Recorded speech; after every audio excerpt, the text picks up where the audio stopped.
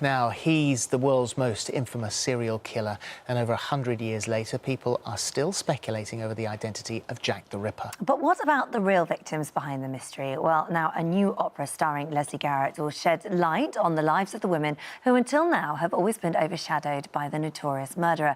And Lesley joins us now to tell us more. It's always lovely to have you in here. So lovely this is to be back. The English National Opera, and you say, do you know what, they're always ahead of their game when it comes to things like this. And actually, this is just a really exciting new performance. It's a wonderful new opera written by Ian Bell, the composer, and Emma Jenkins, fabulous librettist. So we've got wonderful words and we've got amazing music, and we're retelling the story from, as you say, the victims' points of view, because the character of Jack the Ripper, no one knows who he is, completely dominates the story. And these women, particularly what's known as the canonical five, those are the five women where the MO, if you like, means that they are absolutely victims of the Ripper. He was held responsible for various others as well, but these five are the five. Their lives are really colourful, really interesting, and nobody knows anything about them because they're just lumped together as the victims. Well, these women were Mary Nichols, Annie Chapman, Elizabeth Stride, Catherine Eddowes and Mary Kelly. That's right, and all killed over a 9-week period in London in 1888. And all killed in a similar horrific way. Really horrific My character, Catherine Eddowes, I think was the worst. Her mutilations were undescribable. They were so awful. But these women all lived in the same area. They came from very different parts of the country. In one case, Liz Stride, played by Sue Bullock, she comes all the way from Sweden. And they all find themselves in this very small area, the area of Whitechapel in those days. And so we are assuming they knew one another. It's very likely they did. And they weren't necessarily all prostitutes. There's no evidence for that. This is something we've discovered, that in a way it wasn't Jack the Ripper alone that killed these women, it was society, because a woman who was on her own on the streets was assumed to be a prostitute. So destitution and prostitution was seen as one and the same thing, and the police did nothing to help them, nothing to save them. Because people wouldn't talk about prostitution. No, exactly. People didn't like to mention it. It was just sort of, well, if you get murdered, then that's your fault for doing it. But these women stuck together, you know, it was almost like the Me Too movement of the time, you know, and they tried to help one another, and they tried to survive in the most horrific circumstances. I mean, they used to live in these doss houses, and our set is one of these doss houses, where they literally slept in wooden boxes that were known as coffins with a bit of straw. And if you had fourpence, you were lucky and you got one of these coffins to sleep in, but not necessarily on your own. But if you only had tuppence, you got a rope.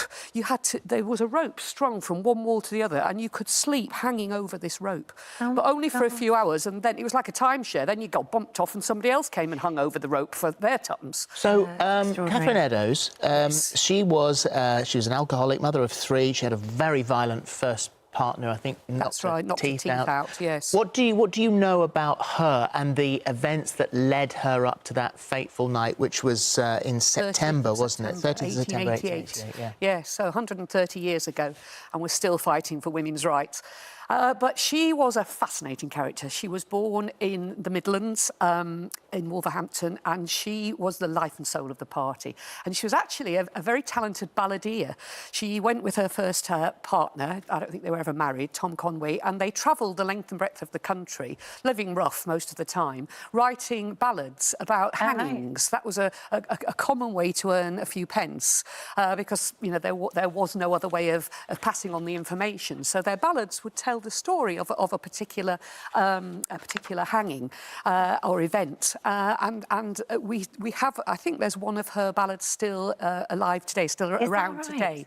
So she was talented, she was educated, she wasn't a stupid person, and she was lots of fun. And she was arrested, wasn't she? I think she was sort of arrested for being drunk and disorderly. Yes. And it was when she was released from prison, walking home across Mitre Square, back to the Doss house. Back to the Doss house. The one thing that links all of these women, and this is again a problem we face today, was that they were all alcohol dependent. All of them were alcohol dependent, and they were earning money to to feed their habit in the same way that we see some prostitutes today doing the same thing. So there's a great link between then and now. But yes, you're quite right. She was released from prison where she'd been arrested and allowed to sleep it off. And she was murdered as she crossed Mitre Square to get back to her DOS house in the most horrific way. As you say, this is their story. So it's not the grisly moments of their demise. No, we're very desperate not to do that because we don't. That's what's dominated the story so far, and we want to talk about their lives and about the community. It's all about the community. Did you see this thing yesterday? And it's so timely that you're doing this and that you're here. Yesterday, it was announced that scientists believe that they have evidence which finally unmasks Jack the Ripper. That's exciting. A blood-covered shawl found one of the murder scenes is believed to contain DNA from both butchered victim Catherine Eddowes. My victim, yes, my character. And the Ripper. Scientific evidence is now said to point to 23-year-old Polish barber Aaron Kosminski. And his name has come up a few times. Interesting, yes. He's been thought of as a possible suspect for a long time because barbers in those days were surgeon barbers, so he would have had the skills to eviscerate the women in the way that he did. Yes. But the other important thing about these women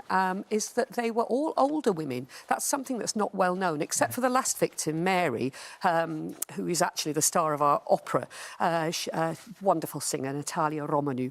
And she was the only one in her 20s. The rest of us are all in our late 40s and early 50s. Which is lovely parts to get. Yeah. Just fantastic. The E&O, again, ahead of their game, are casting older women, thankfully, who are still powerful in society, because we're very anxious that opera should be seen as a contemporary art form, not just a museum art form. And older women are huge in society, hugely powerful in society. So if we want opera to reflect contemporary society, we have to have parts for older women. And in this opera, we've certainly do that. Well, I can't wait to come and watch it. Jack the Ripper, The Women of Whitechapel, opens at the London Coliseum on the 30th of March for 6 performances until April the 12th. But then it does go on tour, doesn't it? We're going up north. We're going to Yorkshire. We're going up to Opera North next year with it. Brilliant. And I have to just say that I start the pub crawl in this opera. There is a fun bit where we all get a pub song going, and guess who starts that? Well, no surprises there. Thank you very much. Thank Lovely you. to see you.